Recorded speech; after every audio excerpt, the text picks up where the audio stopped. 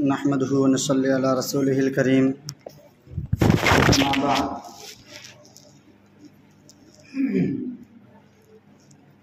मोहतरम बुजुर्गों, अज़ीज़ साथियों, अल्लाह तबारक व तआला ने हमें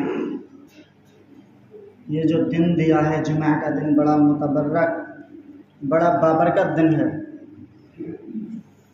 और इस दिन को हफ्ते के ईद बनाकर दिया है।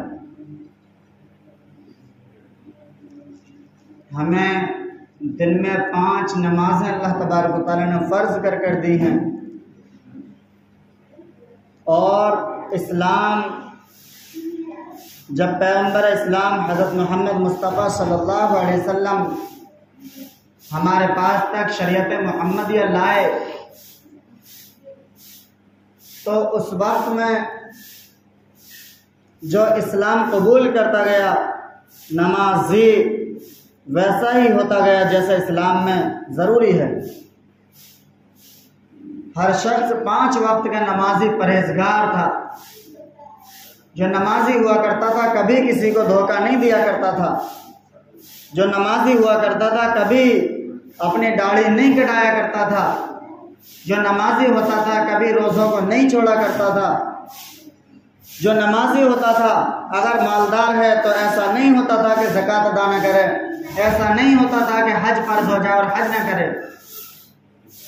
जो नमाजी होता था वो कभी ऐसा नहीं होता था कि जो झूठ बोले। जो नमाजी होता था वो ऐसा नहीं होता था कि दूसरों के हक तलफी करे। नमाजी होता था किसी को तकलीफ देने वाला नहीं हुआ करता था। नमाजी होता था वादा खिलाफी नहीं किया करता था। नमाजी होता था मुसलमान होता था, शराबी नहीं हुआ करता था, जुआरी नहीं हुआ करता था। आज इन सारे अयूब को अगर मजमुआ देखना हो, सारे अयूब को एक जगह इकट्ठे देखना हो तो किसी मुसलमान की तरफ नजर कर ली जाए कि हम सिर्फ नाम के मुसलमान हो गए, हमारा टाइटल मुसलमान रह गया, वरना हमारे पास कोई और चीज मुसलमान कहलवाने के लायक न रही। न हमारी नमाजें हैं जिन्हें देखकर कहा जाए इस्लाम वाले हैं।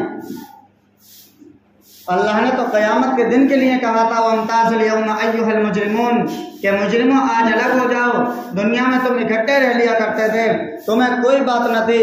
तुम जिस मुल्क में रहते थे इकट्ठे रहते थे, मुसलमान भी रहते थे, गैर मुसलमान भी रहते थे, इबादत गुजार भी रहते थे, गैर इबादत गुजार भी रहते थे, हाफिज़ कुरान भी रहते थे, आलिम और मुफ्तियान इज़ाम भी रहा करते थे और जुहालाए किराम भी वहाँ रहा करते थे, लेकिन किसी में कोई फ़र्क नहीं था। आज तुम मेरे पास आए हो और मैदान हश्र सजा हुआ है तो आज सुनो, वमताज़ुल यौमा अय्युहल मुजरिमून, क्या मुजरिमों की जमात बिल्कुल अलग हो जाओ। आज मेरे नेक बंदों से अलग हो जाओ।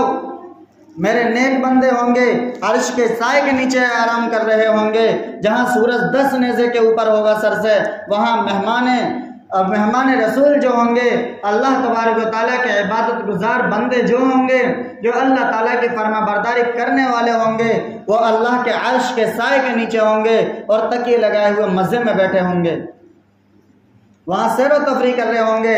और वमताज़ुल यौमा अय्युहल मुजरिमून, मुजरिमीन की जमात एक तरफ हो जाएगी। लेकिन ये मैदान हश्र के लिए था। लेकिन आज हम देखते हैं कि हमारे ही जमात में लोग होते हैं, हमारे ही जैसे लोग होते हैं। हम जो कलमा पढ़ते हैं वही दूसरे भी कलमा पढ़ने वाले हैं। हम जिस कुरान करीम को पढ़ते हैं वही दूसरे भी कुरान करीम को पढ़ने वाले हैं। हम जिस नबी पर ईमान लाए हैं उसी नबी पर वो भी ईमान लाए हैं। हम जिस खुदा को मानते हैं वो भी उसी खुदा को मानते हैं। हम जिस खुदा को एक मानकर अपना अकीदा बनाए हुए और मुसलमान हैं, वो भी उसी खुदा को एक बनाकर अपना अकीदा बनाकर मुसलमान हैं।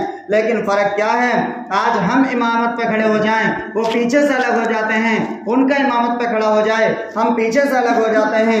या यूं ना समझिए, यूं ही समझ लीजिए कि जनाजे की नमाज हो जाए तो बाज़ लोग जो मुसलमान हैं, कलमे वाले हैं, ईमान वाले हैं, अल्लाह के रसूल को मानते हैं, मैयत की मोहब्बत में घर से निकल कर आए हैं, अपने घर से न जाने कैसे कैसे काम थे, सारे कामों को पीछे कर दिया। बिजनेस वालों का फोन आ रहा है, जबकि जनाजे में खड़ा हुआ है, कह रहे हैं कि मैं जनाजे में हूँ, अभी थोड़ी देर में बात करना।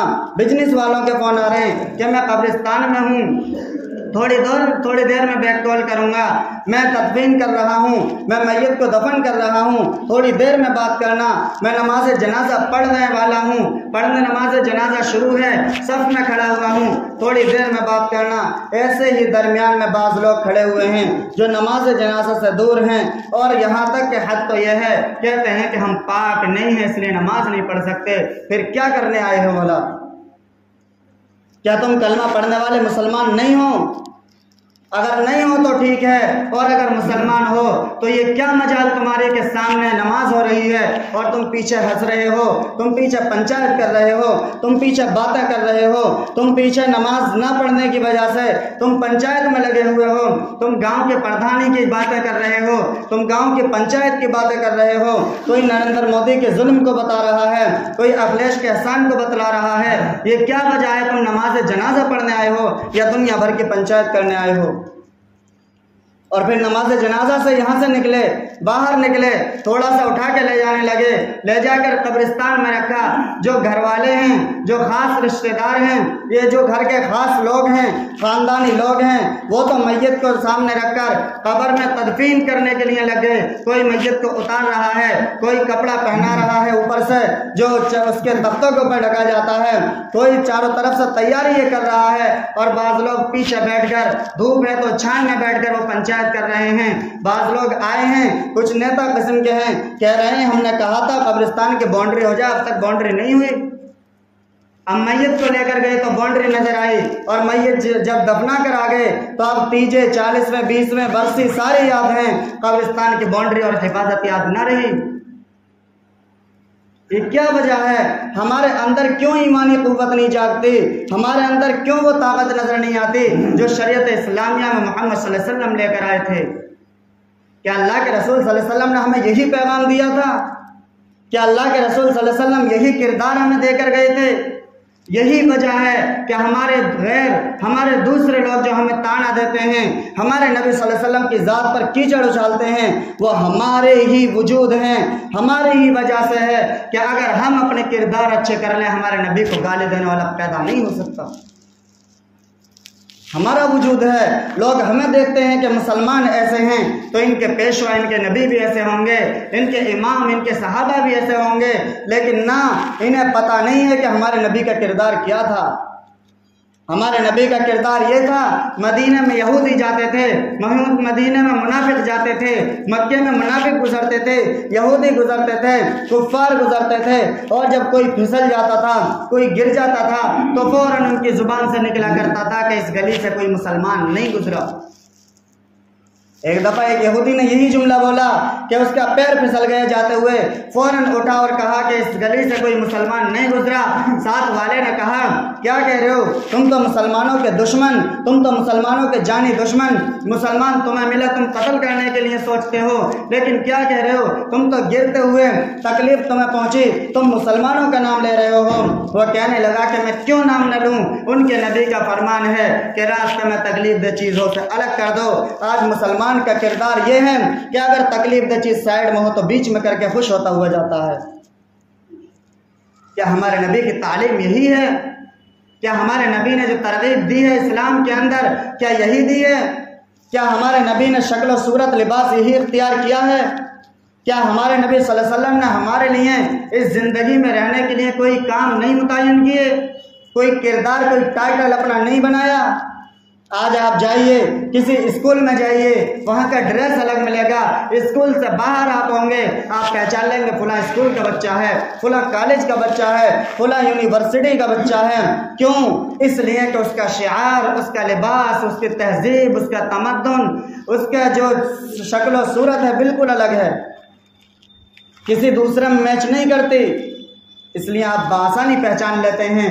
तो इसी तरह शरीयत इस्लामिया में अल्लाह ने फरमा दिया, लक़द कान लकुम फ़ी रसूलिल्लाहि उस्वतुन हसना, कि मेरे बंदो तुम्हें जो ज़िंदगी गुजारनी है प्यारे हबीब सल्लल्लाहु अलैहि वसल्लम के वाहिद तरीक़े के मुताबिक गुजारनी है। अगर कामयाबी चाहते हो, और कामयाबी नहीं चाहते छोड़ दो, नाकाम हो जाओगे, नाम मुसलमान होगा, फ़ायदेमंद नहीं रहोगे। नाम मुसलमान होगा दुनिया में कामयाब नहीं होगे, नाम मुसलमान होगा दुनिया में ठोकरें खाते फिरोगे, नाम मुसलमान होगा दुनिया में परेशान होगे, नाम मुसलमान होगा दुनिया में अज़ाबात उतरेंगे, गिरफ्तार होगे। क्या? इसलिए कि अगर तुम शरीयत इस्लामिया को छोड़ोगे, तुम मोहम्मद सल्लल्लाहु अलैहि वसल्लम की तालीम को पसे पुष्ट डाल दोगे, जैसा कि आज के दौर में डाल रखा है। हमें पता नहीं हम मुसलमान हैं नहीं हैं, हमारा लिबास मुसलमान नहीं लगता, हमारा शिआर मुसलमान से नहीं मिलता, हमारी शक्ल सूरत मुसलमानों जैसी नहीं है, तो बतलाओ कैसा काम चलेगा? नमाज जनाजा हो रही है, इजाज़त मांगी जा रही है, तो नमाज जनाजा से बाहर खड़ा है। होना तो ये चाहिए था, होना तो ये चाहिए था कम से कम ऐसे नमाजी बनते, ऐसे परहेजगार बनते, ऐसे मुत्तबे शरीयत वाले बनते, जैसा कि शरीयत ने हक दिया था, जैसा कि शरीयत ने बतलाया था। अल्लाह के रसूल सल्लल्लाहु अलैहि वसल्लम ने सहाबा को बतलाया, सहाबा ने उलमा को बतलाया, और उलमा आज तक बतला रहे हैं कि तुम्हारा लिबास कैसा हो, तुम्हारी ज़िंदगी कैसी हो, तुम्हारी ज़िंदगी ऐसी हो जहां माँ बाप का अदब है, वहीं कुफ्फार का भी अदब शरीयत ने सिखलाया है कि काफिरों के साथ कैसे बर्ताव करना, मुसलमानों के साथ कैसे बर्ताव करना, अपने माँ बाप के साथ कैसे पेश आना है, अपने भाई के साथ कैसे पेश आना है, छोटा है तो उससे शरीयत इस्लामिया के तरीके से किस तरह मिलना है। ऐसा नहीं है कि हमसे छोटा है तो जब गुस्सा आए छोटे को पीट दो, ना, छोटों पर शफकत करो।